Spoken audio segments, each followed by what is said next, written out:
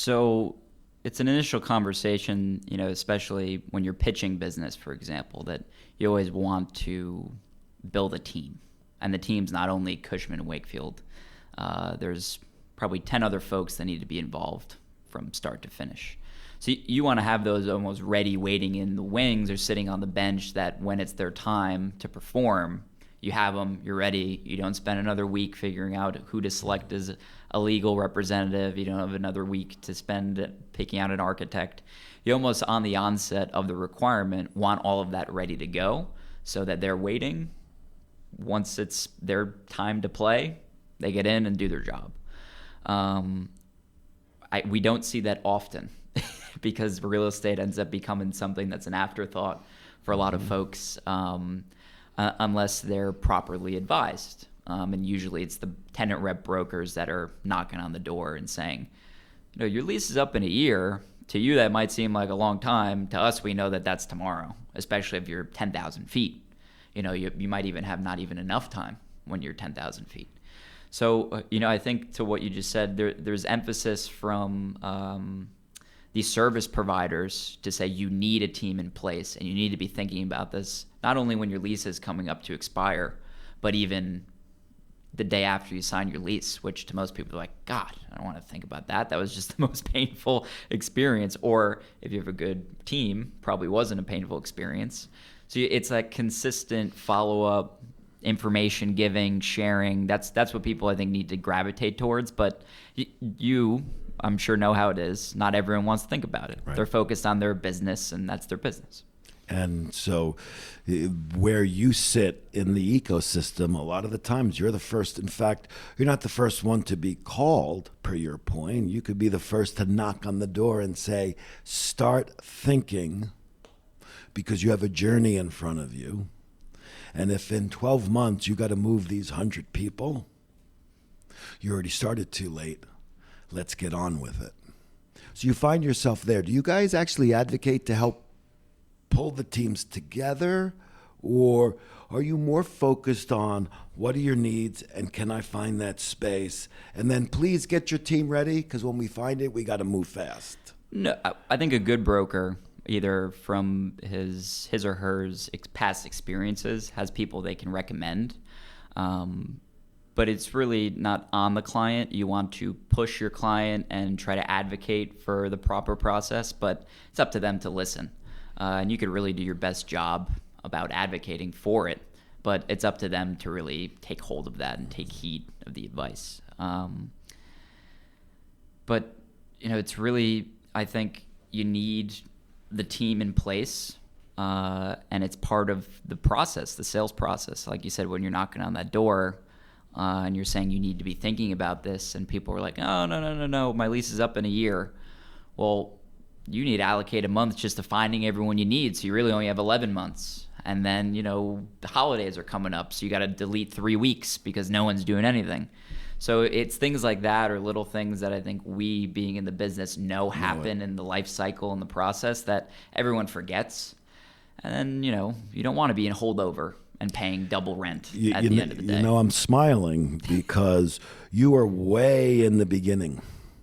And the constructor, although sometimes we are also way in the beginning to help advocate, a lot of the times we're pulled in right before, probably a week or two that they want you on site to start building. And then what is normally a 12 to 16 week schedule needs to be an 8 to 10 because they lost 6 to 8 on the front side of it.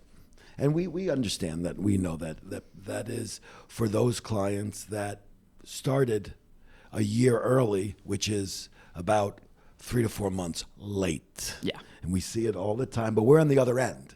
Yes. So the better you guys can do on the front end to get them thinking, to get the ducks in line, because if we're the last to touch and we want to delight that client, the mountain's a little bigger. Absolutely. Because they already had these expectations that they were going to get in 3 months ago, and we're giving them as an aggressive schedule as we can, and they're not happy.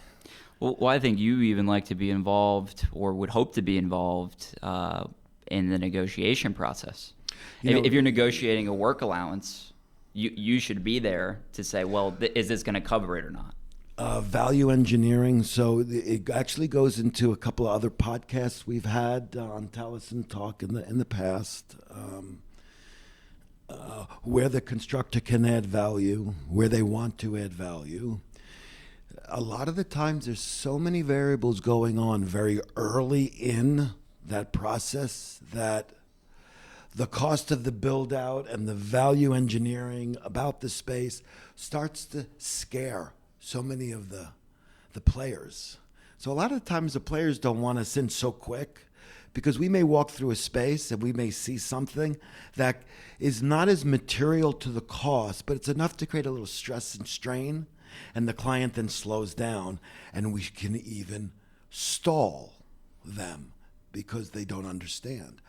We found some hot material. It's not the end of the world. Oh my God, they go running to the next space. Wait a second. That just means this, and this.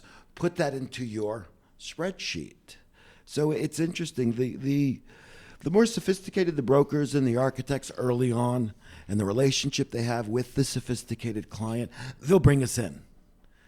But if they're sensing the lack of time and attention their owner and their understanding is, then they don't want to bring us in, because we're not going to discern between, is that a material issue or not. We're going to just surface all the issues we see, because the more we can surface, the more, when we're dealing with it, they'll understand, so they can stay delighted. Oh, as a tenant rep advocate, you want that. You want something that you think is going to cause a hiccup when you're in the middle of the lease, when it is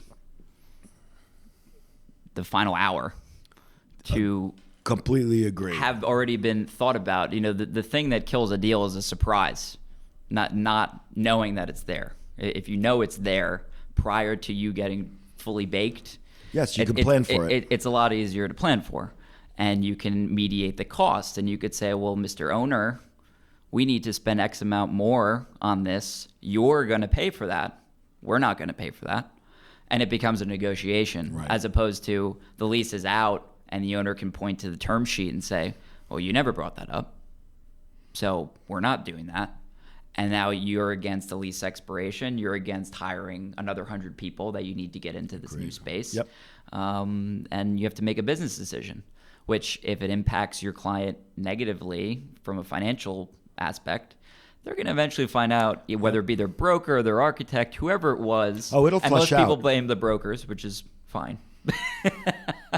But a good broker will look at the deal as if they're the client and say, what am I going to not like to see when we're at the final hour? Right. And you got to ask those questions. That's what I think, for as a young professional, is the hardest thing, is knowing what to ask from the onset, because then you find out all the details that could cause problems. Well, and acting as the agent that you are to your client, the tenant that's walking in that space, that's going to incur and actually measure the total cost of ownership.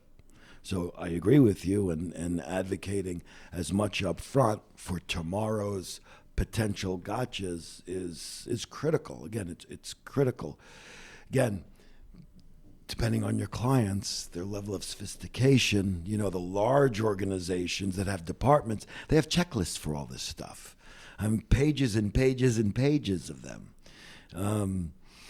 And that was built up on lessons learned over the decades that they've been doing it. So I agree. I think the tenant advocate broker has a lot on their plate, because they should be really flushing everything out for all that's concerned. Absolutely.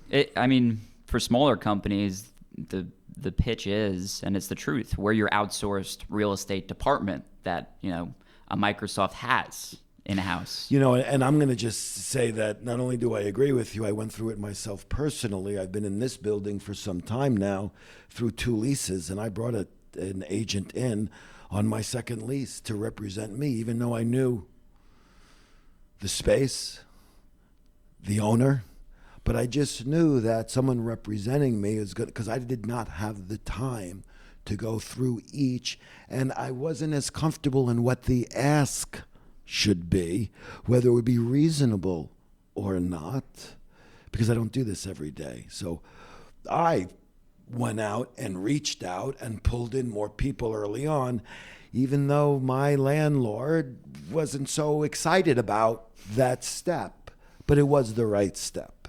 Absolutely. I think whether you're evaluating a renewal, expanding in the building, relocating, it's not that, we need to go see what's out there, because maybe you're really comfortable here. It works for all your employees. The access to transport's great. But it's a leverage game. And you need to play that game to make sure you're getting what's market. Because if the landlord knows that you're in a stuck situation, your back's against the wall, they're going to put their foot down. So you want to make sure you have levers to pull to say options, real options. Real options. We went through a due diligence and we had real options. And I think that's important. I think it's healthy. But you need someone to guide you, even as a constructor.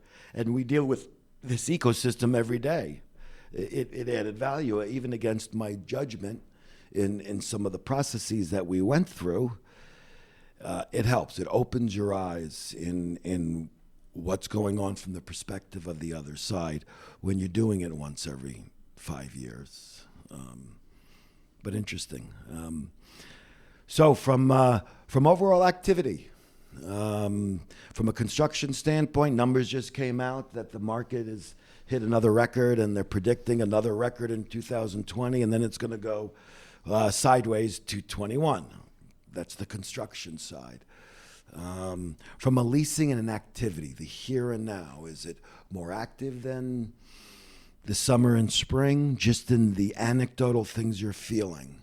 Or is it about the same, or is it sliding? What's the feel? Not the numbers. What's the feel? I'd say, market to market's different, but let's say Manhattan overall. Manhattan overall is pretty much the same.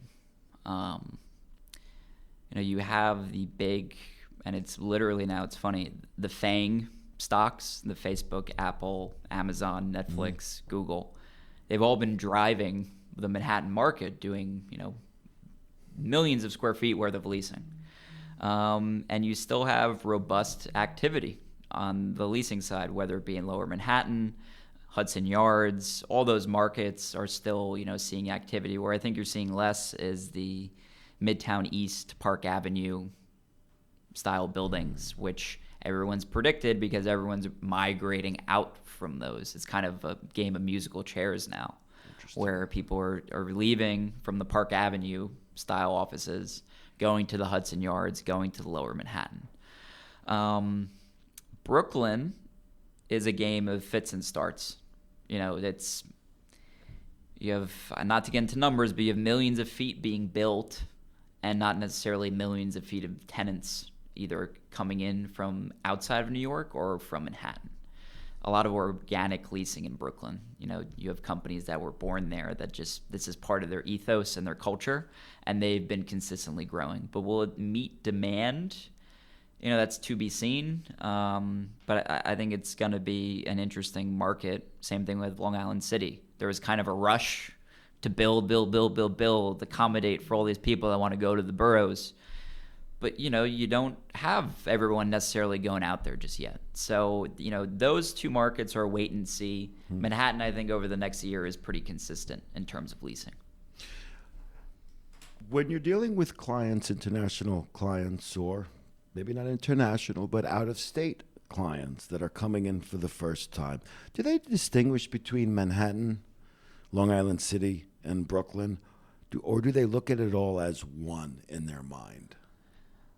They absolutely distinguish. Brooklyn, especially, I feel like is almost famous outside of New York.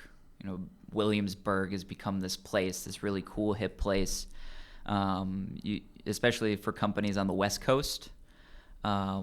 Being in Brooklyn, being in Chelsea, those areas that are kind of the quintessential startup tech world are very important to them. But again, a lot of it comes down always to what's it going to cost. Manhattan, for the most part, is more expensive than Brooklyn. There's parts of Manhattan that are less expensive than Brooklyn and Long Island City, for that matter. But there's a lot of great incentives for moving from out of state into boroughs as well as Manhattan. But the boroughs kind of, you get the double whammy of incentives. So that all comes into that spreadsheet we were talking about before, where, if I relocate 100 jobs from Boston to Brooklyn versus Boston to Manhattan, what is my tax incentive going to be? And that's meaningful dollars on the table. So that always comes up. So we're going to New York. Now let's figure out which borough, based on what our needs are, the cost of total ownership to make that transition. Makes sense. So we represented United Technologies Corporation, which is headquartered up in Connecticut. They were exploring a digital accelerator, and they had evaluated Boston, they had evaluated Austin, Texas, and they evaluated New York. New York specific Brooklyn, though, because Brooklyn was that hub for talent, or it had that mantra about it, where they're hiring creative people, people in the engineering and coding business. And that was part of it, but a big also part of it was, what are the incentives they're going to get for coming to Brooklyn or an outer borough specifically? That totaled nearly $10 million in savings just for selecting a certain borough. So now that levels the playing field between, if you need to pay $100 somewhere in Manhattan versus $80 somewhere in Brooklyn. Once you net the savings of the incentives, you might be at $60 in Brooklyn. So it's just things, again, if you have a good team, they all fill you in on the details that need to be, cross-referenced when you're doing this sort of thing. Eyes wide open on those important decisions. Well, Jason, I want to say thank you very much for sharing some time with us. Jason Kroeger of Cushman Wakefield. This is Joseph Rigazio with Talisen Talk, signing off. Thank you.